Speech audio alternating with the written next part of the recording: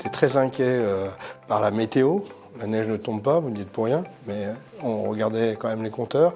Et puis finalement, les réservations se font, elles sont même excellentes. Alors, d'abord, les niveaux d'enneigement sont bons. Ils varient entre, on va dire, 40 cm au plus bas à 1,80 m, 1,90 m, suivant les stations. La plupart, quasiment toutes les pistes et toutes les remontées mécaniques sont en service. Donc ça, c'est quand même très positif pour pouvoir accueillir tous les visiteurs, tous les touristes qui vont venir s'adonner aux joies des sports de montagne. Les taux de réservation sont effectivement très bons. Alors il y a eu, c'est vrai, vous avez raison de le souligner, la neige a mis un petit peu de temps à venir, mais en même temps, on a eu assez peu d'annulations de réservation, ce qui montre quand même que la montagne attire quoi qu'il en soit. Et ces projets, ces réflexions sur la reconversion, du coup, trouvent aussi toute leur utilité dans ce constat.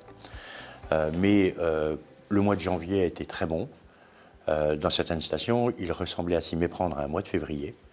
Et on est effectivement actuellement en février sur des statistiques, des prévisions, des réservations hautes. Donc c'est très bon signe, de très bon augure pour l'activité dans les stations et pour la richesse également, je dirais plus globalement, de la Savoie, puisqu'on sait que tout ce qui est, le tourisme et tout ce que ça entraîne représente 50% de la richesse, c'est-à-dire du PIB savoyard. Et ce, malgré une inflation galopante.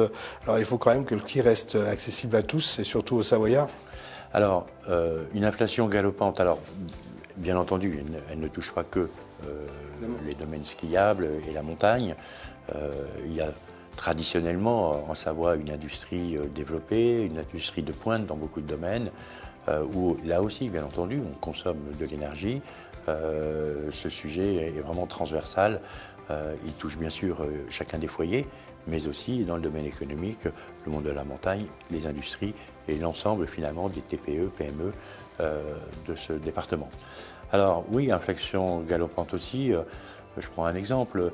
Les boulangers nous disent il y a l'électricité, mais il y a aussi l'augmentation du prix du lait, du prix de la farine, du prix de la crème. Bref, un certain nombre de difficultés présentes et puis les difficultés aussi pour s'approvisionner en matériaux avec parfois des délais d'attente qui sont plus longs que ceux que l'on connaissait précédemment. Est-ce que ça risque de bloquer l'économie de la Savoie à terme? Non, parce que là encore, on le voit à travers les réflexions des uns et des autres et les prises de position, la Savoie s'adapte, elle réagit, elle ne se laisse pas, je dirais, enfermer dans des circonstances défavorables. Et puis finalement, vous savez, il y a deux façons de considérer un événement négatif, en tout cas un événement inquiétant. C'est soit une menace, soit une opportunité. Et je dirais que cette capacité qu'a la Savoie, c'est plutôt de transformer des événements qui peuvent être inquiétants en réelles opportunités, plutôt que simplement se dire il y a une menace et de rester comme ça inactif.